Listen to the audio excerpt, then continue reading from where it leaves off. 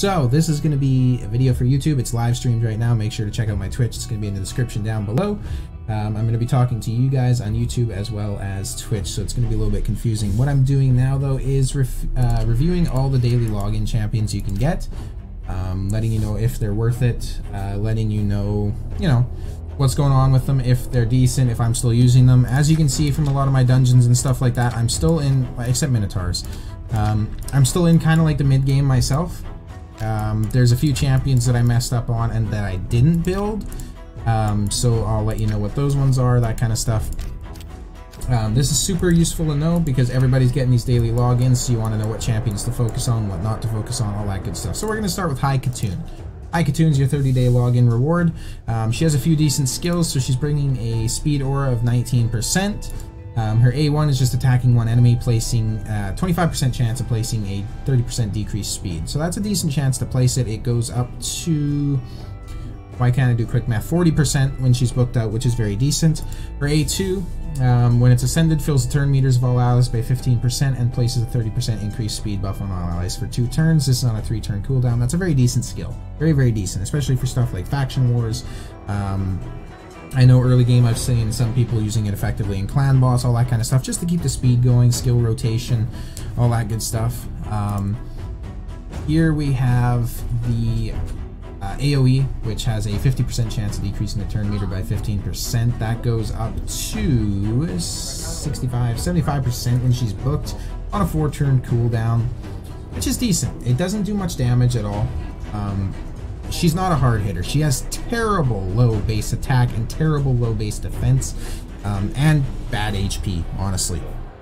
What I would say is build High Katun if you can stack her with speed and defense. That's really all you're worrying about, and maybe some resistance in there.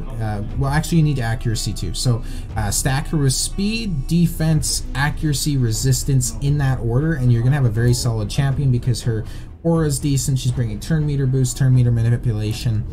If she had a multi-hitter A1, she'd be decent even for stuff like Fire Knights, but sadly she doesn't, so you're kind of getting what you're getting. She's a decent champion overall, though. She'll definitely help you out in the Barbarian faction wars as well. I didn't build her off the start. I regret it.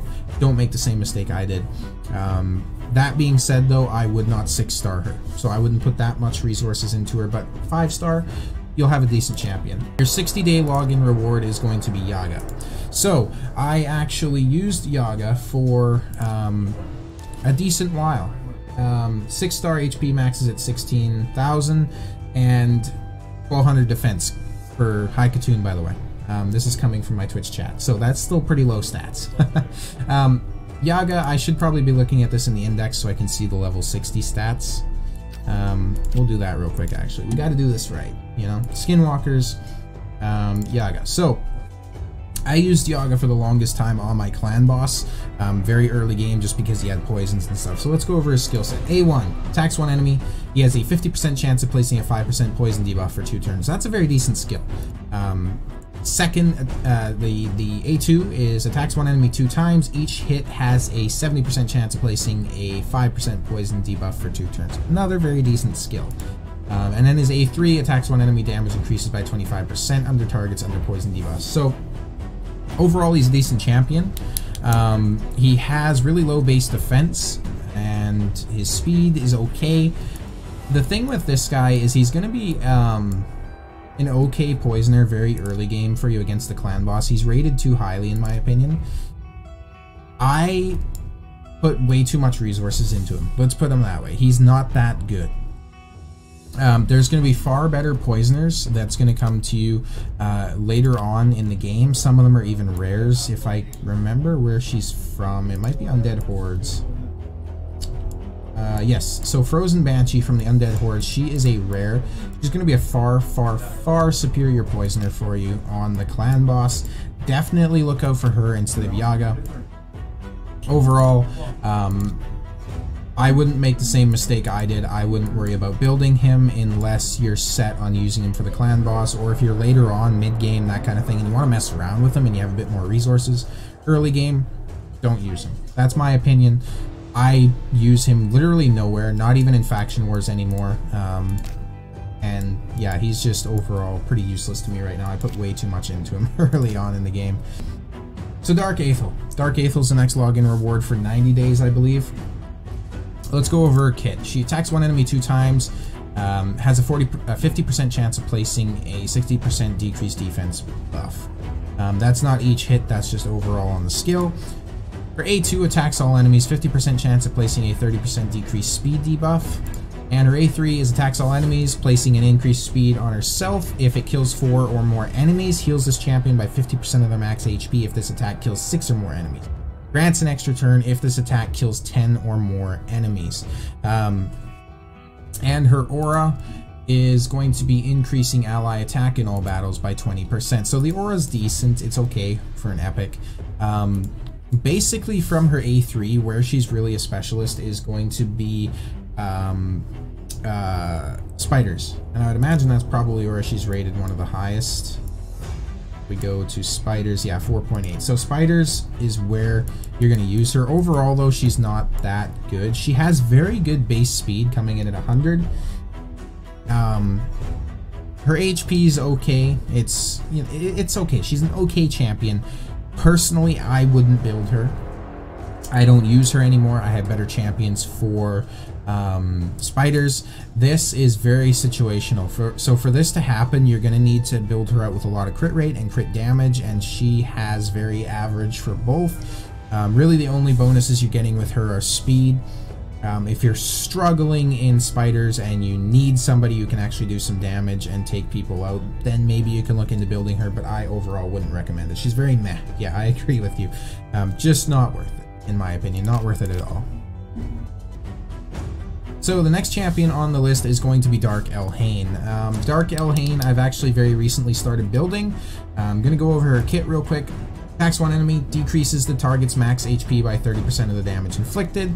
A2 places a 50% increased attack on this champion for 2 turns, then an AoE which attacks all enemies. 50% chance of placing a 30% decreased speed debuff for 2 turns.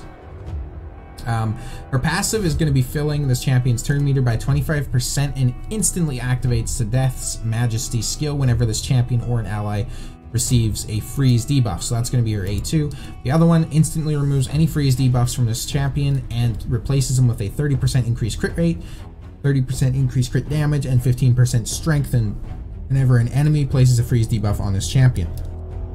Overall, she starts with a decent base HP, decent attack, good speed, and the rest of her stats are okay. So where she's really good is if you're in the arena and you're going against Tormund, for example, who's freezing your team when they get buffed. Just some annoying champion like that. She's good against them. And she's also actually good in the Ice Golem. So I would imagine that's where she's highly rated. Yep, Ice Golem, because there's going to be a lot of freezes coming. She has an AoE that procs whenever there's a freeze coming in. So she's actually worth building, I would say, because she's very situational, but when you find her niche, she's going to be good for it. Because the thing to consider as well is this has a 3-turn cooldown when it's booked, but it's instantly activating whenever there's a freeze placed, once per turn. So that cooldown means basically nothing. You can look at this skill as always being up if you're under a freeze, which is pretty damn good for a lot of areas of the, well, a few areas of the game. So Ice Golem and Arena if you're going against Tormunds or freeze champions like that. You want to build her out with high speed, my build at least high speed, and then you're going for attack, crit damage, that kind of stuff. Obviously you want high crit rate as well, all that good stuff. Next up, Lordly Legionary. This champion is nothing but disappointing. Not worth your time. If you get him, honestly, don't even look at him right now with how the game is. He is not worth your time.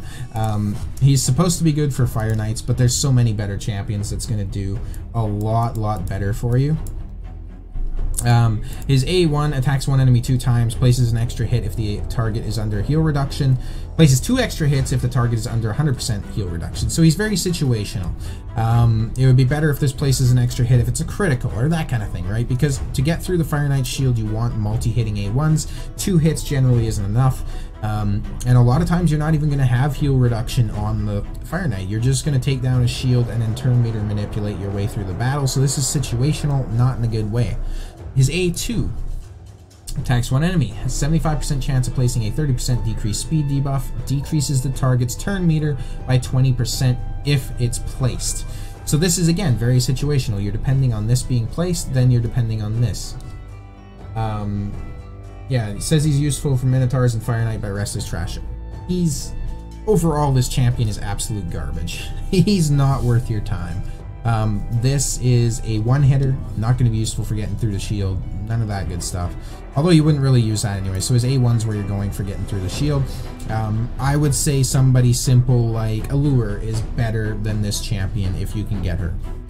Anybody who's going to bring stronger turn meter manipulation. So his A3 is placing a 30% reflect damage and a 15% continuous heal buff on all allies for 2 turns. This is on a 5-turn cooldown when it's not booked, a 4-turn cooldown when it's booked, and this is on an epic. On an epic. Reflect damage will help you get through the clan boss shield, so that is a bonus, but let me show you something. Demon Spawn. This is going to be one of your best champions for Fire Knights if you're looking for reflect damage, and this is a rare, albeit a void. This champion alone is far superior to Lordly Legionary. The reason being, and he's actually decently rated as well, the reason being his A1 attacks all enemies, so it's an AoE. If you have absolutely ridiculous gear, you can build him with as your campaign farmer. He has very good base defense and speed. A2, Flameborn Vigor, places a 7.5 continuous heal, so the weaker version of heals, and a 15% reflect damage on all allies for 2 turns. Here's the thing. When this is booked, which is easy to do because he's a rare, this is on a 2-turn cooldown. There is not going to be a situation where you don't have reflect damage up. Super useful. If you're looking for someone for Fire Knights, build Fellhound. Put Lordly Legionary into your vault, forget about him. He's useless, he's trash, and you're placing block damage on allies for 1 turn. This champion is just so much stronger to the Fire Knights, and he's a rare. I don't get what they're doing with Lordly Legionary, not worth your time. Next up for the daily login is Syl. This champion is absolutely worth building, absolutely, 100%, 110%. The reviews for her should actually reflect that as well. She's high pretty much everywhere. Where I am in the mid game, I'm using her literally everywhere right now, even clan boss. She is so useful. A1, attacks 1 enemy, has a 20% chance of placing a 30% decreased speed debuff, also has a 30% chance of decreasing the target's turn meter. These get buffed up to 50% chances, 40 and 50 respectively. She gets her turn meter reduction proccing quite a bit actually when she's being used. So a very decent A1. A2, attacks all enemies 2 times. Each hit has a 20, 35% when booked chance of placing a stun debuff for 1 turn. So she's actually bringing in a little bit of crowd control too, which helps you get through waves and dungeons, all that good stuff. For A3 is reviving an ally with 50% HP and placing a 50% ally protection buff on them for 2 turns. This is on a 4-turn cooldown. Overall, not a bad ability. Her passive is one of the areas that she's really good. Heals all allies by 10% of their max HP at the start of each turn. Also places a 30% increased speed buff on a random ally for 2 turns. The only downside to this is that this can throw off some of your speed tuning, especially for clan boss and stuff like that if they're getting increased speed buffs, but overall, having that passive heal, the revive, the crowd control, and she hits fairly hard as well. Like, she's no chump. She is putting out about 4 mil on my clan boss team right now, which is very decent for the level I'm at. Good defense, good speed, all that good stuff. She's definitely worth building. One of the best champions in the game, in my humble opinion. Next up is Tanik's Hate Flower. Overall, just kind of a meh champion. A1. Attacks 2 times at random. Heals all allies by 3% of this champion's HP with each hit on targets under decreased speed debuffs. This is shit. She's attacking at random only 2 times. If it was 4 times at random or enemy 2 times, that kind of thing. Because you're rarely gonna have, well, not rarely, but it's harder to have all enemies under a decreased speed debuff. So attacking 2 times at random is pretty garbage. Attacks 1 enemy, 50% chance of placing a decreased speed debuff on the target for 2 turns, 50% chance of placing a 30% decreased speed debuff on all enemies for 2 turns, instead if this attack is critical. So in order for her A1 to be useful, you're depending on a 50% chance on the A2. Again, if this was attacking 1 enemy 2 times, at least you're banking on both of these to proc. Granted, you can book her up fairly high, but that's going to take a lot of books to actually do that. Not really worth it. Her passive decreases the damage all allies receive by 5%. Champion will receive that damage instead. There are multiple champions in the team with this skill, only one will activate. Not worth your time. Her aura is increasing ally HP and faction crypts by 30%. It's a good aura. It's a very decent aura. The rest of her skill set though just doesn't keep up. She has good base speed. That's about all she has in her favor. Next up, Grush. This guy is actually fairly decent. So his A1. He is attacking 1 enemy, 50% chance of placing a leech debuff on the target for 2 turns before attacking. Leech debuff is basically the same thing as having your champions equipped in lifesteal gear. Every time your champions attack a target that's under a leech debuff, they're going to heal by a certain amount. So that's a very decent debuff. It actually goes up to a 75% chance of placing as well once he's booked. Very decent A1. And this guy actually hits for a decent amount. This is going to be his A2, which attacks all enemies, 60% chance of placing a 50% decreased attack, or a 30% decreased crit damage debuff for 2 turns. This skill would be better if it placed both, or if the second one placed if the first one did, that kind of thing. Other than that, it's a decently hard-hitting skill. Decently. He's not a nuker by any means or anything like that.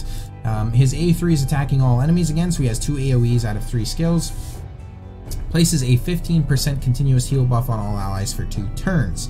Places an additional 7.5% continuous heal buff on all allies for 1 turn if at least one enemy is hit with a critical hit. So you're placing a lot of heals on your teammates. You're going to be keeping people alive. The only thing that would make him better is if he had a 4th skill where he was a reviver, but he is an epic. That's not going to happen. The huge thing here as well is all of his skills, the damage is based on defense.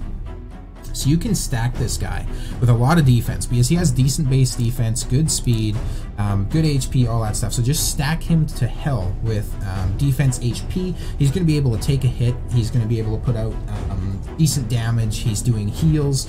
All 3 of his skills can heal and keep your team alive. So he's very much worth building. I kind of made the mistake of not doing so myself, and I'm actually focusing on him now a little bit more as we get into the later game because he's decent even for clan boss starting off. So definitely worth getting and building. Vizix is a Void Affinity Legendary who is a defense champion. On paper, this should be quite a matchup. Let's go through her skills. A1. Attacks 1 enemy 2 times. Each hit has an 80% chance of decreasing the turn meter by 10%. Fills this champion's turn meter equal to the amount the target loses. Okay. Attacks all enemies. 75% chance of placing a 30% decreased speed debuff for 2 turns. Places a shield buff on this champion equal to 20% of their max HP for 2 turns. It would be better if that was all champions. Last one. Places a provoke debuff on the target for 1 turn. Also places a 50% ally protection buff on all allies except his champion for 2 turns. Aura is increasing ally defense and faction crypts by 37%, which is actually a very decent aura. All these skills combined, however, and she is absolute garbage. She is probably one of the worst legendaries in the game, and that's saying a lot. You can see by her abysmal ratings, actually, when the in-game ratings aren't exactly accurate, but even when they're this bad, that's how you know she's pretty shit. She has good base defense, decent speed, but overall she's not worth building. She's literally just pretty much a Vault Guardian for me at this point. Not worth your time. Basically just throw her in the vault as soon as you get her. Kind of the same thing as Lordly Legionary. Just not worth it. Don't waste your time on it. For all you YouTube folks, thanks for watching. Make sure you hit the subscribe button. For all my Twitch people, I'm back to you now.